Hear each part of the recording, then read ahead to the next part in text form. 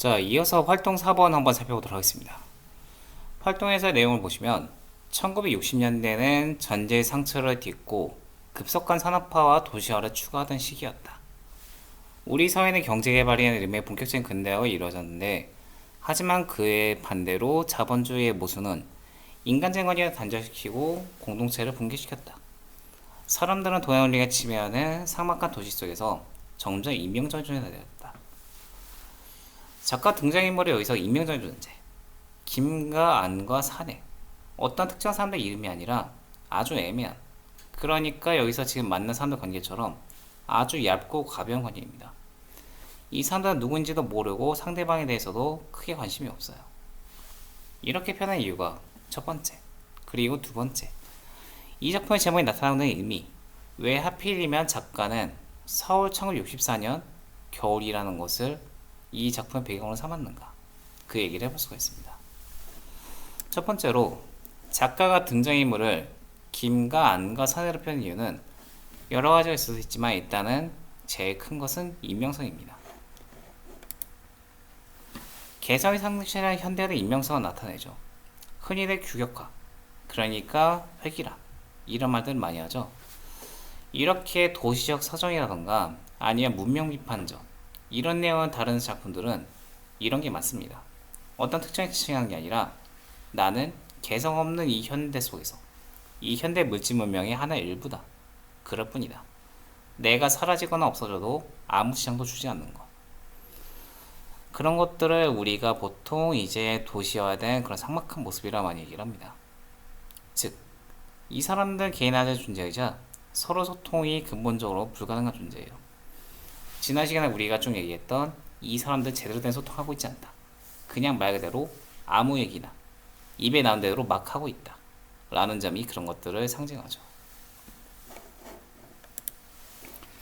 서울과 1964년 겨울이라는 제목을 지은 이유는 이 작품의 공간적 배경과 시간적 배경, 여러분들이 보다시피 1964년, 그리고 이 시대는 이제 자본주의가 본격적으로 활성화되면서, 그리고 한편으로는 5.16 군사정권 쿠데타 당시 이후로 군사정권이 시작됐던 시기였습니다. 여러분이 보통 이렇게 문학사를 보시면 4.19 혁명 직후, 그러니까 1960년대 초반까지는 분위기가 상당히 괜찮았어요. 이때는 사람들이 북한에 대해서도 이제는 증오를 버리고 서로 화합할 시기가 왔다, 가자 북으로 오라 남으로, 이런 호도 많이 있었고, 사회는 혼란스러웠지만 그만큼 뭔가 앞날에는 더 좋은 날이 올 것이다, 이승만 독재정권 물리치고 나서 그런 희망이 있었습니다. 희망이 있었는데 그런 희망이 이제 군사정권 쿠데타 이후로 다시 깨져요. 그러다 보니까 사람들은 절망이 시작한 거죠. 우리가 그렇게 노력했는데도 바뀌는 건 없을 것이다, 이런 생각이 지배하게 됩니다. 작품의 이런 배경이라던가 등장인물들이 지닌 근본적인 아무런 정서, 그런 것들은 이런 시대나 사회적 배경도 배경에 깔려있는 것이죠. 서울 사정한 이유는 당시 가장 발전한 곳, 그러니까 가장 도시화된 곳입니다. 그만큼 자본주의 병폐라든가 이런 개인화된 현대인들의 모습을 드러내기에 가장 용이하죠. 그리고 겨울에는 지금 보다시피 각 등장인물들이 추위 속에서 사람들과 서로 잠깐 스쳐 지나갈 뿐 절대로 깊은 관계를 맺지 않습니다. 이런 삭막하고 암울한 계절 속에서 등장인물의 정서도 그만큼 냉정하죠. 그런 것들을 다방면으로 상징하고 있습니다. 재구성과 창작 부분은 굳이 보실 필요는 없고요.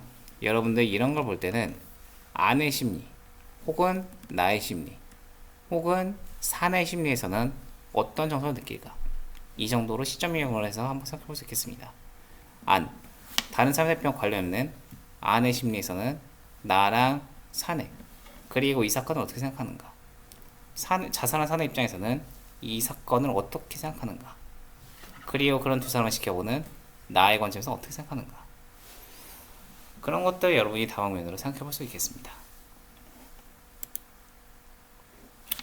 감상 더하기를 보시면 김승욱 작가는 보통 여러분이 보다시피 지난번에 말씀드렸던 무진기, 그리고 서울 1964년 겨울처럼 소통의 단절과 인명사를 많이 그려요. 보통 도시적 감성으로 인해서 도시 속에 서로 단절된 사람들, 그런 얘기를 많이 그리죠.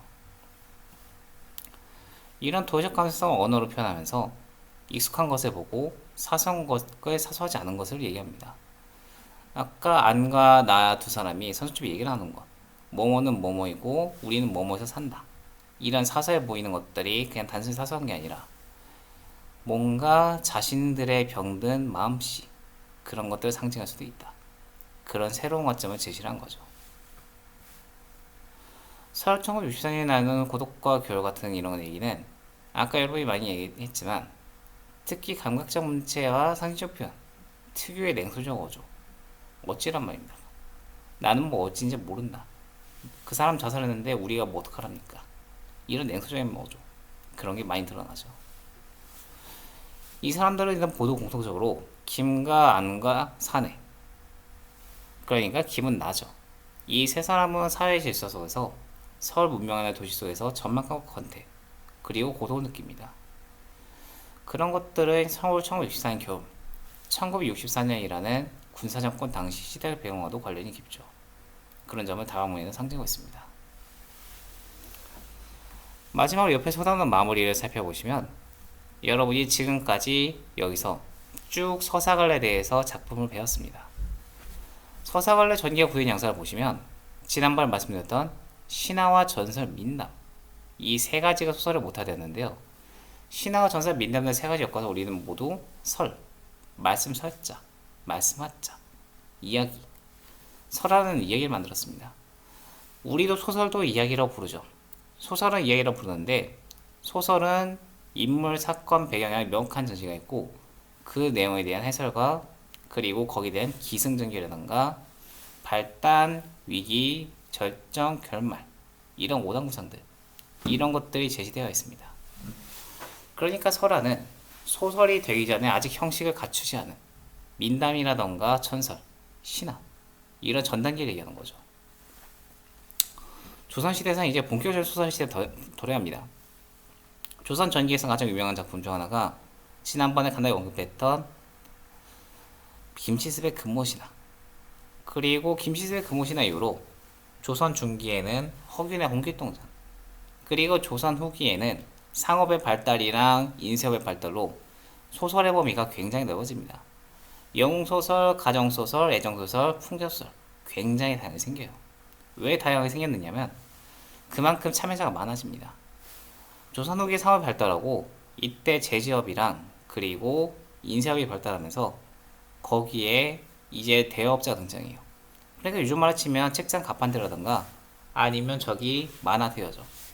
책을 인쇄한 거를 몇 권 들여놓고 거기서 사람들이 빌려보게 해서 그걸로 돈을 받는 거죠. 그러다 보니까 대여점에서 많이 보이는 판타지 소설들 이런 것들이 굉장히 많이 등장합니다. 영웅소설이라던가 이런 것들 그 예시죠. 그런데 이후 일제강점기에는 사실주의와 계급주의 문화가 나타납니다.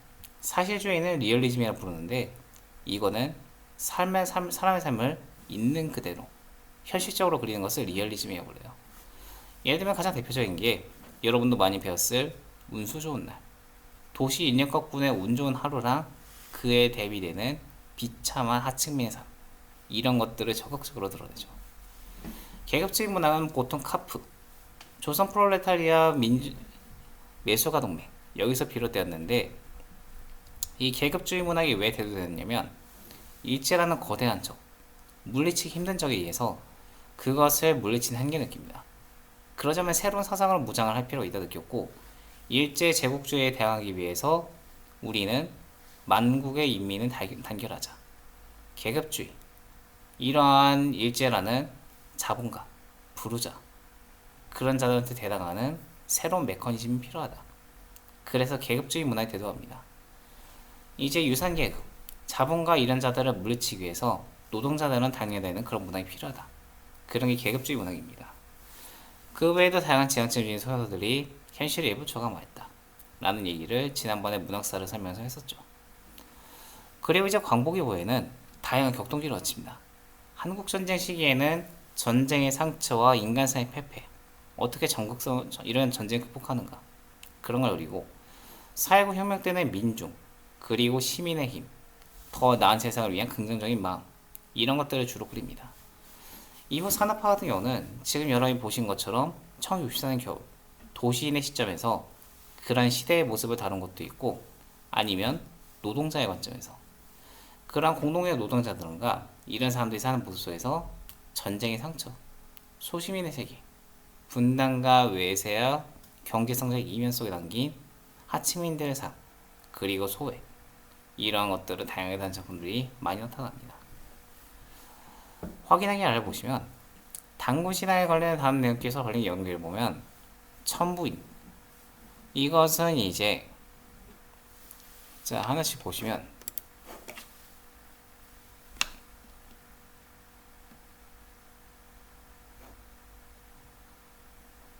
로딩이 좀 느리네요. 잠깐만요. 천부인 같은 경우는 임금의 권능을 상징하는 신물입니다. 보통 이렇게 건국신화가 나올 때 특징 중 하나가 건국신화에서 하늘의 존재, 그 존재가 지상의 인물한테 내려보낼 때 뭔가 증거물을 줍니다. 이 사람은 하늘에서 내려온 존재다. 그러므로 이 사람이 낳은 자손, 임금도 마찬가지로 하늘의 자손이다. 그런 걸 증명하는 신물이 많이 나옵니다. 비슷한 예시로 일본 신화에서는 흔히 일본의 삼종신기라고 그러는데 돌칼, 청동칼, 그리고 구슬, 거울, 이 세 가지를 삼종신기라고 불러요.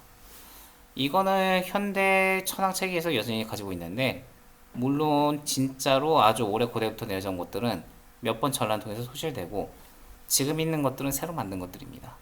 하지만 비록 새로 만든 것들이 하더라도 이 구슬, 옥, 그리고 칼 세 가지를 통해서 이 천황, 일본 신화에서 천황은 하늘에서 내려온 존재다.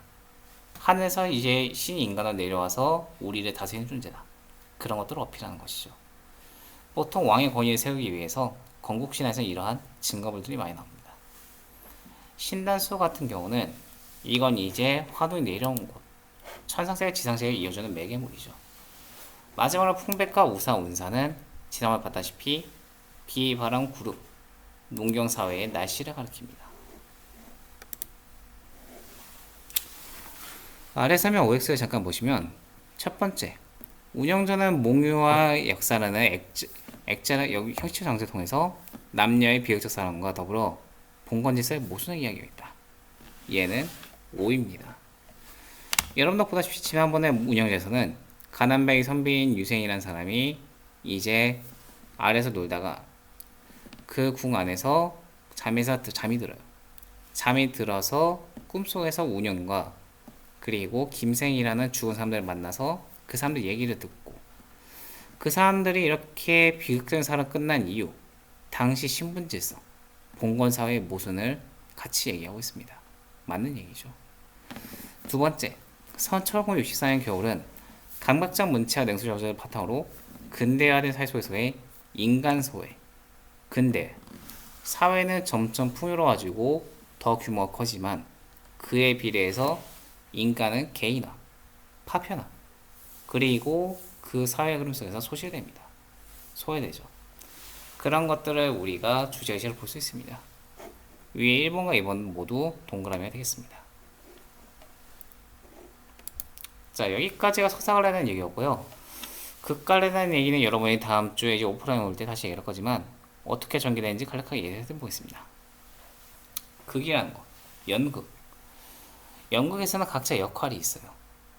우리는 보통 그런 것들을 연극이나 영화든 극간의 공통점이 있다면, 연극에서는 어떠한 무대, 그 무대에서의 각자의 역할이 있습니다. 아래 보시면 서사관과 마찬가지로 우리가 사건에 보여주는 역할은 많이 하지만 서술자의 개입을 가능한 배제합니다. 이거 지난번 한번 얘기했었는데, 소설 같은 경우는 말하기, 이러이러했다, 그 남자는 이러이러했다, 뭐뭐했다, 이런 말하기를 통해서 등장인물을 보는 우리 독자들이 그 사람들의 장면이나 시선을 떠올릴 수 있게 합니다. 반면에 지금 보이는 극 같은 경우는 서술자의 가입을 가능한 배제하고 대화와 행동으로 우리한테 보여줘요. 무대에서 공연하는 사람들을 보여주죠. 그렇기 때문에 극갈래에서는 이제 관객들도 상당히 중요합니다. 어떻게 하면 관객들이 더 집중할 수 있는가? 관객들이 그 내용을 이해할 수 있는가? 쉽게 집중할 수 있는가. 그래서 극 같은 경우가 소설에 비해서 노래, 그리고 다양한 영화적 연출이라고 하는 시각적 연출, 조명, 이런 것들을 많이 사용하는 이유도 이게 큽니다. 바로 집중하기 위해서이죠. 특히 극작가의 의도를 이런 독자들, 그러니까 청중한테 전달해야 될 경우 잘 전달되지 않는 경우가 많습니다. 그런 것들을 극복하기 위해서 많은 연출을 들이죠. 그래서 그만큼 소설에 비해서 우리가 천천히 읽으면서 되새김질 의 소설에 비해서 극간의 시간의 흐름대로 그 내용 자체가 쭉 이어집니다. 그런 것들을 보여주다 보니까 자연히 청자들이 계속 집중을 해야 되는 것이죠. 이러한 등장인물의 대립 양상이 잘 나타나는데, 아울러 공연을 전제로 하는 것, 즉 실제 무대에서 올립니다. 올리기 때문에 배우 연기도 마찬가지로 당연히 중요하죠. 그리고 의상. 여러분 캐츠 같은 뮤지컬 보셨죠? 캐츠라든가 아니면 지킬 앤 하이드, 노트르담 드 파리, 이런 유명 뮤지컬들을 보면 의상에 많이 공을 들입니다. 왜냐? 우리한테 보여줘야 되니까. 보통 캐치 같은 경우는 그래서 고양이 분장을 한 사람들, 그 사람들의 모습 통해서 그런 사회 무대의 모습을 반영하는 의도. 장면 같은 경우는 여러분들 알다시피 와이어에서 사람들 잠깐 위로 끌어올리거나 무대에서만 할 수 있는 관객들에게 이런 판넬이나 플랫폼으로 눈속임을 해서 그 많은 연출을 보여준다던가, 장치, 잠깐 무대 내려가서 사라진다던가, 아니면 뭐뭐에서 뭐뭐하는 다양한 보여주기 양식들, 그런 연출들을 쓰는 거죠.